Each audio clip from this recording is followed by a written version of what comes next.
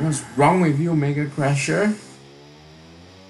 Do you not see the situation that's taking place? Do you not see what's happening? Oh my god! Like, okay, here's the thing. Here's what you sent me earlier, and I was skimming through it. And then here's the thing. I didn't get a chance to finish reading and reacting to it because I got super pissed off because of the possibility that, based on anecdotal evidence, is it possible for Niantic to actually be rotating shiny Pokemon in and out of the game? It might be. Like, what the hell is this? Since it's on Reddit, let's take a read. Well, let's go ahead. Let's take a little read here. Okay, so, you know, using my fancy little gaming mouse here. What we got going on here says, PokeHunter217 says, Krabby clearly did leave the shiny pool. I would love to be wrong. Do you have a source with a dated screenshot since they stopped being reported in November? We haven't been able to find one, not here, not on local Discord or Facebook servers or Twitter, and with the shiny rates being between 1 in 3 and 1 in 500, depending on the study, not seeing a one for that period of time anywhere in the world is statistically insane. So, we actually have ourselves Waddy5000 that ends up responding here and says, and I quote, hope this isn't true. If non-event shinies can go in and out of rotation, then that pisses me off. You don't say! You don't say! That's just scraping and scratching the tip of the Avalugg, baby. And for those of you guys who don't know what Avalugg is, it's a Gen 6 Pokemon. Look it up. It's an iceberg and all that stuff. Speaking of which, here's the thing, man. What were you gonna say? Have you seen any reports of anyone getting a shiny female Nido Rant female after? I don't pay very much attention to the like what people are saying, the shiny and all that stuff, like what they get. But I have not heard of, you know, anyone getting, like, you know, older shinies as of late. It's been the new ones. It's always been the new ones. So I think PokeHunter might be onto something here. So I can't help but constantly notice everything Niantic is continually doing, trying to string players along. And believe me, yeah, I felt a few of their strings pull me as if I was a damn stringed puppet. Well, see, here's the thing. Here's the thing, man, is that there ain't no strings attached on me, man. I'm no damn puppet. And let me tell you something, is that, like, what is Niantic even thinking? Rotating shiny Pokemon in and out. Like, in the history of Pokemon games, have you ever thought of the idea that Game Freak would implement the insanely stupid idea, to rotate certain shinies in and out of the game? Never. Every single Pokemon whose shiny color is legal and worldwide released have been always in the game. Yeah. But why Niantic? Why this? Why now? What are you doing to this game? What are you doing? With Krabby too? Like, Krabby isn't anything special. Yeah, but it's the principle of it, man. It's the principle. Let's actually read on here, because I'm feeling it, man. I am damn sure feeling it. So, here's the thing, is that I get that this game is going to last a while, but removing pokes from the shiny pool just increases the FOMO factor. Believe me when I say I'm one pissed off mofo, not FOMO. Mofo. Get that through your head. And what we have here is we have ourselves Understandicles. Pretty interesting name to say the least here, but not hating on that. That's all. That's you do you, man. Here's the thing. It appears to have happened before with Lugia 2. Nobody in the world caught a shiny Lugia in like 4 hours after another event switched off. So you mean to tell me we're back to square one with goddamn Niantic not communicating their shiznickel what they're doing to the game to their players? Like, this goes all the way back to 2016. Especially when things are rotated out. Yeah, we have the right to know. This goes all the way back to 2016. Remember when they kept mum about the whole, you know, removing the 3-step tracker thing? Yeah. Do you remember when they kept mum about the 2 item glitch, which your boy personally went through?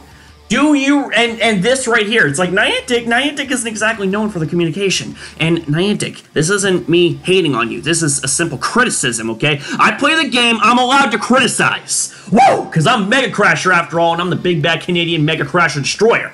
And I got my buddy Cosmog with me to back it up. So, here's the thing, is that so these events changes can do anything on the back end, and we wouldn't know without this awesome community. Sucks, though, when you spent time on something to find it was negated / never possible. Yeah, imagine people actually shiny hunting for Krabby, checking every Krabby. Yeah. Because they want a shiny Krabby. Like, what the deuce, man? What is happening here with this game? Like, see, this is kind of like why I was just like, well, okay, I can't exactly say why, like that this is the reason why that I've, you know, kind of lost interest in playing the game. The thing is, I've been really busy with streaming and all that stuff, which, by the way, if you are familiar with MegaCrasher, my main channel and all that stuff, we stream a lot of Pokemon Let's Go Shiny Hunt. So if you guys are all interested in that, then go check it out there. Same with MegaCrasher Pro, if you guys are also interested in competitive content with some kick, then feel free to go and subscribe to those channels as well, and these as well. And this channel doesn't fall short of any of those things because it is freaking hyped, and it's got lots of knees, baby. But it just doesn't justify the fact that, like, Niantic is like, they're doing all these things to the game, and half the shit's not even fucking communicated. Or it was wrongly communicated, like in the case, you know, stones. Yeah. Really? Are we really going to talk about the Sinnoh Stone debacle again? Because it was something that did piss off a lot of people. Yeah. Man, oh man alive. It's just, I think, like, okay. This is just like 2016 all over again, right? Because it's like you had Niantic create this seemingly perfect game from something so simple and so basic. And, you know, you had hundreds upon thousands of people. Like, it was hard for me to go through the Halifax waterfront without bumping into like 5 or 6 people if I was like looking on my phone and all that stuff. I had to pay attention to that shiznickel, you know what I'm saying? Now, whenever I'm down there, I hardly see anybody. And that's because Niantic, in the early stages of it, killed the game. With their decisions, I should say. They themselves didn't kill the game because they created it and all that stuff, let's be real here. And here's the thing, is that Pokemon Go is still one of the best, if not the best, app, like, in terms of, like, downloads and all that stuff, like, statistically wise, it is the best game. But that doesn't justify complacency. That doesn't justify, you know, like, not communicating with the very fan base that made your game the success that it is.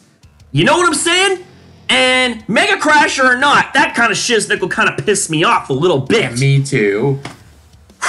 Man, this is just absolutely, like, ridiculous, you know? If this is the case right here, like, see, this is why we say anecdotal evidence, okay? There's evidence to support a possibility that Niantic has rotated shinies in and out of the game. But we'll never know. We don't have conclusive evidence to say that that's exactly what's happened because Niantic, number one, hadn't posted about this themselves, and that kind of makes you wonder is that if Niantic is even going to post about this at all. I wonder. I hope they address it after seeing this post. I really hope so, man, because there's a lot of things in the past that has happened that they haven't addressed. Like, for example, the 2-item glitch. And how about this? How about when there was the Pikachu Community Day event? Do you remember when there was that? I can't remember if it was the father or the little girl, but it might have been the little girl that caught that shiny Pikachu at the very, very, very tail end of the event, and it turned back. It turned back into a regular Pikachu. It turned back into a regular Pikachu. Oh, are they turned into another Pokemon? Not to my recollection. To my insane recollection, it was the fact that the point being, she caught a shiny and it reverted back into a non-shiny. That's so heartbreaking. Not only is it heartbreaking, but it's bollocks. It's bullshit. And that's something that Niantic really kind of just they really got to understand that this game is nothing without the fans. The fans are what made this game. The fans are what line your pockets at Niantic HQ. Yeah, John Hankey, I'm talking at you, son. The thing is, man, is that we lined your pockets. We deserve communication. We deserve an explanation whenever something goes down. Feel me? Do you feel me? Yeah, and let's not forget the time, how long they took to actually acknowledge the last ball glitch. I remember that. I also remember the curveball glitch. Yeah. Do you remember that? The curveball wouldn't acknowledge that it was an actual curveball if it went outside the goddamn screen. And the two glitches actually stacked on top of each other. Yeah. You lost 100% Suicune because of that. And I made a rage video, which, by the way, check out on my main channel, by the way. It's pretty awesome. I just don't get it. You know, this is what turns players away from not just Pokemon Go in general. Like this is an in general statement when I say that a lack of communication will turn people off. They will turn people off of businesses, from any game, from any business, from anything really. Yeah. Like, communication goes a long way. Why can't people understand that? Especially those that work in, like, high-end places, you know? That develop, like, world-changing games like Pokemon Go. And Pokemon Go has changed the world for the better. That's true. But, like I said before, and I'm going to say it again, the thing is that it doesn't justify complacency in the workplace. It doesn't justify complacency with your fans. You gotta treat us better, man. You gotta give us something, man. Give us a bone here. If there's an issue that people are bringing to your attention, don't just start slapping on, you know, a few lines of dialogue, you know, as if it was, you know, something that you slap on a damn lunchbox or whatnot. You know, don't give us botted responses that everybody gets. Give us actual, like, meaty responses. Like, actually treat it like it is, you know, like it's an actual issue. You know what I'm saying? Do you have anything you want to add? That's all.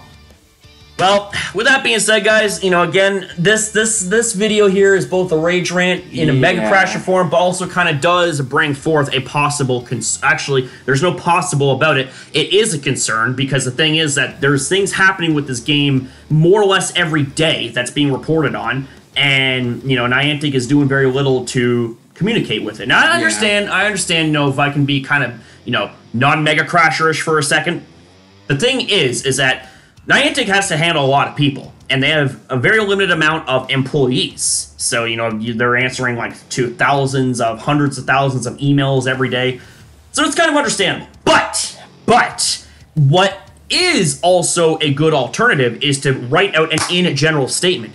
Compile all of the major issues that's being brought to your attention and make a big statement about, kind of like, okay, for example, do you remember Pokemon Go Fest 2017?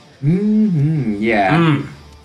It was bland, it was bitter. Hell, even John Hankey got booed off stage, man. He's the CEO of the damn company that created the damn game.